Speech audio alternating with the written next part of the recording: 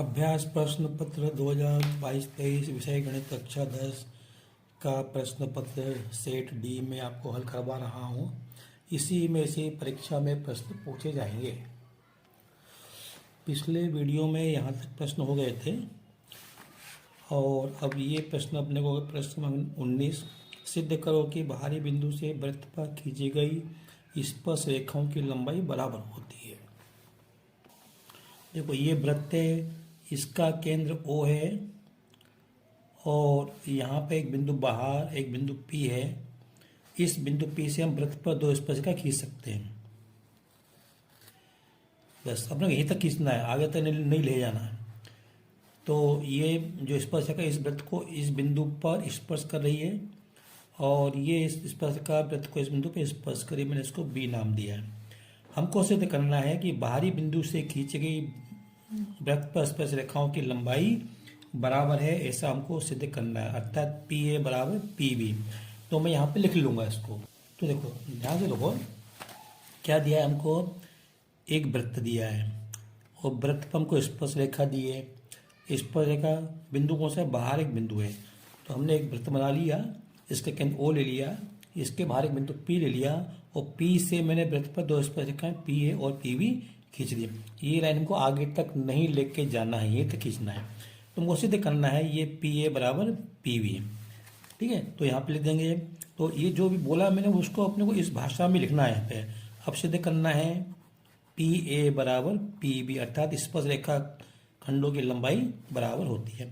अब इसको सिद्ध करने के लिए हमको रचना करनी पड़ेगी। रचना क्या करेंगे, देखो ये बिंदु O है ना, इसको A से मिला दो, इसको B से मिला दो और O को P से मिला दो। तो ये हमको करना पड़ेगा, तभी फिर में से दो पाएगी। तो रचना O को PA तथा B से मिलाया। अब जैसे अपन ने मिलाया तो अब यहाँ पे दो त्रिभुज बन गए, एक त्रिभुज OAP और एक त्रिभुज OBP। हम सिद्ध करेंगे ये दोनों त्रिभुज सर्वांगसम है। कैसे, वो देखो। एक बात और, यहाँ पे एक शब्द उपपत्ति, क्या होता है, उपपत्ति होता है, उत्पत्ति नहीं होता, उपपत्ति। चलो देखते हैं। अब त्रिभुज OAP तथा त्रिभुज OBP में अब इन दोनों इस त्रिभुज की ये भुजा इस त्रिभुज की इस भुजा के बराबर है। क्यों है बराबर, क्योंकि ये त्रिज्या है, एक ही त्रिज्या है। दूसरा है ये कोण 90 का है और ये कोण भी 90 का है। इस त्रिभुज का ये कोण इस त्रिभुज के कोण के बराबर है, क्योंकि दोनों 90 हैं। और दूसरा ये जो भुजा है इस त्रिभुज की ये भुजा इस त्रिभुज की इस भुजा के बराबर है, क्योंकि उभयनिष्ठ है। तो क्या हुआ, इस त्रिभुज के 3 अंग और इस त्रिभुज के 3 अंग बराबर हैं, इसलिए दोनों त्रिभुज सर्वांगसम होंगे। तो ये हमको लिखना पड़ेगा यहाँ पे OA बराबर OB। क्यों है, ये हमको लिखना है, वृत्त की त्रिज्या है, वृत्त की त्रिज्या। लिखेंगे कोण OAP बराबर कोण OBP बराबर 90 डिग्री, क्योंकि त्रिज्या लंब होती है स्पर्श रेखा पर। काय पे, स्पर्श रेखा पर। तो त्रिज्या लंब होती है स्पर्श रेखा पर, ठीक है। चलो अब उसके बाद देखो ये OP दोनों में कॉमन है, तो लिख दो OP बराबर OP। तो क्या उभयनिष्ठ है, ये हो गया यहाँ पे। अतः त्रिभुज OAP सर्वांगसम है त्रिभुज OBP। काय से, या RHS समकोण कर्ण भुजा सर्वांग समता से, सर्वांग समता से। अब हमने क्या सिद्ध कर दिया है, ये दोनों त्रिभुज सर्वांगसम है, इसलिए इनके सभी संगत अवयव जिनकी हमने चर्चा नहीं की है वो बराबर होंगे। ये कोण इसके बराबर होगा, ये भुजा इसके बराबर होगी और ये कोण इसके बराबर होगा। हमको इन भुजाओं से मतलब है, इसलिए सीधे हम लिख देंगे PA बराबर PB। तो यहाँ पर स त्रि स सर्वांगसम त्रिभुज के संगत अवयव समान होते हैं।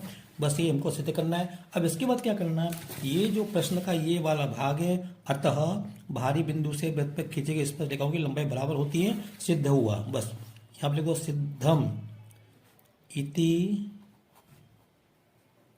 सिद्धम, बस ये हमको लिखना है। अगला प्रश्न देखते हैं बच्चों। ये दिया है दो सकेंद्रीय वृत्तों की त्रिज्या 5 सेंटीमीटर तथा 3 सेंटीमीटर है, बड़े वृत्त की उस जीवा की लंबाई ज्ञात करो जो छोटे वृत्त को स्पर्श करती हो। देखो कैसे करेंगे, देखो ये दो वृत्त है, दोनों का केंद्र एक ही है, तो इसलिए इसको बोले सकेंद्रीय वृत्त। अब एक की त्रिज्या 3 है, एक की 5 है, तो क्लियरली इसकी त्रिज्या कितनी होगी, 3 होगी। और जो बाहर वाला वृत्त है इसकी त्रिज्या कितनी होगी, यहाँ से लेकर यहाँ तक, ये 5 हो जाएगी। तो इसको O नाम दिया और इसको मैंने A नाम दिया, इस बिंदु को A नाम दिया और इस बिंदु को मैंने B नाम दिया। ठीक है, तो क्या हो गया, OA बराबर 3 सेंटीमीटर और OB बराबर 5 सेंटीमीटर। अब क्या पूछा है यहाँ पे, देखो बड़े वृत्त की उस जीवा की लंबाई ज्ञात करो जो छोटे वृत्त को स्पर्श करती है। तो सबसे पहले हम क्या करेंगे, ये जो बिंदु ए है इस पे हम स्पर्श रेखा खींचेंगे। बिंदु ए पर हमने स्पर्श रेखा खींची, इसको नाम दिया मैंने, चलो CD नाम दे दिया। अब ये छोटे वृत्त की ये स्पर्श रेखा, इसके लिए ये जीवा CD है, बड़े वृत्त के लिए जीवा CD है, तो हमें जीवा की लंबाई निकालना है। तो अब देखो मैं अलग से चित्र बना रहा हूं आपको। देखो ये मैंने बड़ा वृत्त बना दिया और इसकी जीवा ये CD खींच दी मैंने, अलग से बना दिया समझने के लिए। और यहाँ पे केंद्र O है, तो ये कितनी है, 3 के बराबर है, ये बिंदु A है। और ये जो बड़ा वृत्त है इसकी त्रिज्या कितनी है, 5, तो ये त्रिज्या कितनी है, 5। तो अब हमको मालूम है कि ये क्या बन रहा है, समकोण त्रिभुज बन रहा है। तो इसमें हमको 1 2 3 में से 2 भुजाएं मालूम है, तो तीसरी भुजा हम निकाल सकते हैं, कैसे, पाइथागोरस प्रमेय से। तो बस तो यहाँ पे इसको मैंने इससे मिला दिया, इसको मैंने इससे मिला दिया। ये कितनी हो गई, 5, ये कितनी है, 3, तो इसको मैं निकाल सकता हूँ। तो पाइथागोरस प्रमेय से समकोण त्रिभुज OAC में OC वर्ग बराबर OA वर्ग प्लस AC वर्ग, वही कर्ण का वर्ग बराबर लंब का वर्ग प्लस आधार का वर्ग। OC कितनी है, 5, OA कितनी है, 3, AC हमको मालूम नहीं, तो 5 का वर्ग 25 और 3 का वर्ग 9, इसको इधर पक्षांतर कर दो तो 9 बराबर AC वर्ग, 25 में से 9 गए तो 16 बचेंगे, और यहाँ से अपन वर्ग हटाएंगे तो इसमें वर्गमूल आ जाएगा। तो AC बराबर वर्गमूल 16, और 16 का वर्ग कितना होता है, 4, तो AC बराबर कितनी होगी, 4। तो देखो भाई ये AC 4 हो गई, ये 4 तो ये भी 4, या कहेंगे CD क्या होगी, CA की डबल हो जाएगी। तो यहाँ पे CD बराबर 2 गुणा 4 बराबर 8 सेंटीमीटर। इसलिए जीवा की लंबाई क्या हो जाएगी, बराबर 8 सेंटीमीटर। अगला प्रश्न है, एक घड़ी की मिनट की सुई जिसकी लंबाई 14 सेंटीमीटर है, सुई की लंबाई, इस सुई द्वारा 5 मिनट में रचित क्षेत्रफल ज्ञात करो। तो 5 मिनट में बनाया गया कोण कितना होगा, 30 डिग्री होगा। देखो कैसे, देखो आपको मालूम है घड़ी की जो घड़ी होती है ऊपर 12 होते हैं, यहाँ पे 1 होता है, यहाँ पे 2 होता है, यहाँ पे 3 होते हैं। तो मान लो घड़ी की सुई यहाँ पर है, मिनट का काटा यहाँ पे है, तो 5 मिनट में ये यहाँ से पे आ जाएगा, 5 मिनट यहाँ पे आ जाएगा। तो 5 मिनट में ये कोण कितने का बनेगा, 30 डिग्री का बन जाएगा बस। और ये हमको कितनी दी, 14, तो 5 गुणा इसका क्षेत्रफल कितना होगा, मतलब तिरछे खंड का क्षेत्रफल का सूत्र हमको लगाना है। तो हम लिखेंगे यहाँ पे, तो 5 मिनट में रचित क्षेत्रफल क्या होगा, πr² थीटा बटे 360। बस मान दो, पाई का मान 22/7, r का मान 14 गुणा 14, थीटा का मान कितना, 30 डिग्री और बटे 360। ठीक है, अब 7 एकम 7, 7 दूनी 14, ये कट गया है, बिंदी से बिंदी कट गई, 3 से 36 कटेंगे, 12 12। अब क्या बचा, ऊपर 22 गुणा 2 और गुणा 14 और नीचे 12। अब देखो 2 एकम 2, 2 छिंग 12 और 6 से ही काट दो, दो तिया 6, दो सत्ते 54, 22 × 7, 22 × 7 बटे 3, 22 × 7 = 154 बटे 3, इसमें भाग देंगे तो 3 × 5 = 15 और 3 एकम 3 दशमलव इस तरह से वर्ग सेंटीमीटर ये इसका क्षेत्रफल आएगा। ठीक है बच्चों,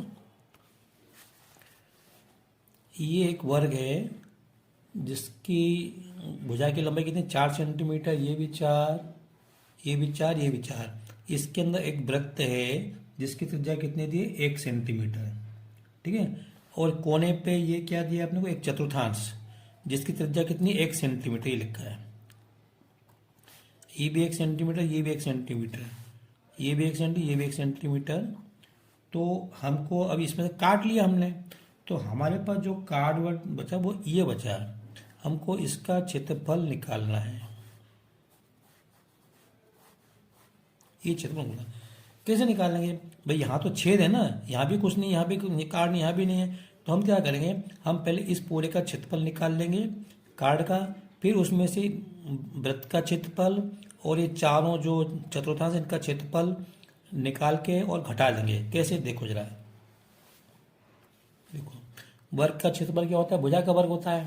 ठीक है, तो भुजा की लंबाई कितनी 4, तो 4 का वर्ग 16, तो इस पूरे का क्षेत्रफल कितना हो गया 16। अब ये जो वृत्त है इसकी त्रिज्या कितनी 1 सेंटीमीटर है, तो वृत्त का क्षेत्रफल क्या होता है पाई आर वर्ग। मान रखो पाई आर का मान 1 का वर्ग 1, तो क्या आएगा पाई वर्ग सेंटीमीटर इसका क्षेत्रफल। अब इसकी बात करते हैं, तो 1/4 का क्षेत्रफल क्या हो जाएगा पाई आर वर्ग बटे 4।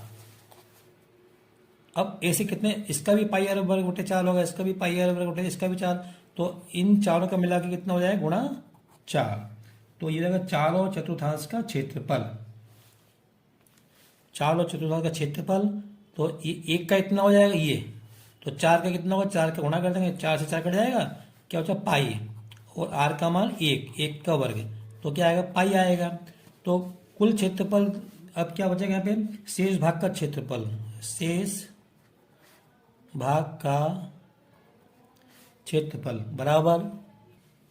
बराबर 16 माइनस इनको जोड़ो, इसको जोड़ो तो 2 पाई हो जाएंगे, बस 16 माइनस 2 पाई। अगर आप इसको हल करना चाहो तो 16 माइनस 2 गुणा 22/7, तो 16 माइनस 44/7, इसको हल करेंगे 16 सत्ते 112 माइनस 44/7, इसको हल कर लेना, कर लूँ 12 में 4 गए 8 आएंगे, यहाँ बचा 10, 10 में 4 गए 6/7, भाग देंगे तो 7 निम 63 बचे 5 और 7 49 कुछ इतना आएगा वर्ग सेंटीमीटर। अगला प्रश्न ये, मैं इस प्रश्न को करने के पहले मैं इस प्रश्न को 2 अंकों की संख्या के अंकों का योग 9 है, इस संख्या का 9 गुना संख्या के अंकों को पलटने से बनी संख्या का 2 गुना है। देखो इस तरह के प्रश्नों में जब 2 अंकों की संख्या के अंकों का योग इकाई का अंक दहाई का अंक आता है, तो हमको इसमें इकाई का अंक दहाई का अंक मान के हमको ये प्रश्न हल करना पड़ता है। देखो तो माना इकाई का अंक x और दहाई का अंक y, तब अंकों का योग कैसे लिखेंगे x + y, और ये हमको दिया हुआ है अंकों का योग कितना दिया, इसमें 9 दिया है, 9 दिया है, तो इसको अपने ऐसे लिख देंगे x + y बराबर 9। ये अपना हो गया पहला समीकरण। अब उसके बाद क्या दिया, देखो अंक दिए अपने को, तो इससे संख्या क्या बनेगी, दहाई के अंक में 10 का गुणा कर दो, इकाई के अंक में 1 का गुणा कर दो और जोड़ दो, संख्या 10y और x गुणा 1 प्लस, तो ये हो जाएगा। ठीक है, अब क्या लिखा है यहाँ पे, अंकों को पलटने से बनी संख्या, अंकों को पलटने से बनी संख्या क्या हो जाएगी, ये आपस में चेंज आएगी, यहाँ x आ जाएगा यहाँ y, तो हो जाएगा 10x + y। अब इन एक संख्या ये एक संख्या दोनों में क्या संबंध है, अंकों को पलटने से बनी संख्या का 2 गुना है, इस संख्या का 9 गुना अंकों को पलटने से बनी संख्या का क्या है 2 गुना है। इसका मतलब क्या, इस संख्या का 9 गुना और इस संख्या का 2 गुना ये बराबर है। अब इसको हल करेंगे, इसका इसमें गुणा करेंगे, इसका इसमें गुणा करेंगे, तो 90y प्लस 9x, इसको इधर ले आओ तो माइनस के 20x माइनस 2y बराबर 0। तो ये हो जाएगा 9x माइनस 20x माइनस के 11x, 90y minus 2y minus 88y बराबर 0। इनमें 11 का भाग जा रहा है तो तीनों तरफ 11 का भाग दे दो, माइनस 11 का, तो हो जाएगा x प्लस 8y बराबर 0। तो ये होगा हमारा दूसरा समीकरण। अब ये समीकरण और ये समीकरण इसको हल करना है, इसको हल करना है अपने को, ठीक है। कैसे करना है इसको, हम विलोपन विधि से हल करना है। तो घटाने पर ये माइनस का हो जाएगा, ये माइनस का, और ये भी माइनस का हो जाएगा, 0 का कोई चिन्ह नहीं होता, ये कट जाएंगे। 1 y में से 8 हो जाएंगे तो माइनस के 7y, 9 में जो 9 आएंगे। देखो कुछ इसमें गलत हो रहा है ना, क्योंकि यहाँ पे अपने को पूर्ण संख्या मिलनी चाहिए। देखता हूँ मैं कहाँ पे गलत हो रहा है। हाँ, ये 90y माइनस 2y, तो प्लस के 88 आएंगे यहाँ पे, ये प्लस के 88 आएंगे।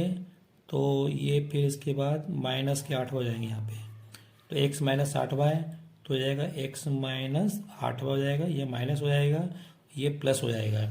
तो अभी दोनों जुड़ जाएंगे, तो 1y प्लस 8y, तो ये 9y हो जाएंगे। क्या हो जाएंगे? 9y बराबर 9। तो यहाँ से मिलेगा y बराबर 9/9 बराबर 1 मिलेगा। y का मान 1 आया, हमको x का मान निकालना है। ये y बराबर 1 इस समीकरण में यहाँ पे, तो हो जाएगा x प्लस 1 बराबर 9। यहाँ से इस एक को उधर ले जाओ, तो x बराबर 9 माइनस 1 बराबर 8। तो इस तरह से अपने को x का मान क्या मिला? 8, y का मान 1 मिला। अतः संख्या क्या हो जाएगी? देखो इकाई का अंक हमने क्या माना? x माना था, तो x का मान कहाँ? इकाई के स्थान पे आएगा और दहाई के स्थान पे y का मान। तो ये हमारा उत्तर हो गया। बस इस वीडियो में इतना ही। वीडियो लंबा हो रहा है, बाकी के प्रश्न मैं अगले वीडियो में हल करवाऊंगा। अगर आपको मेरा वीडियो पसंद आया तो इसे लाइक करें, शेयर करें। Thank you.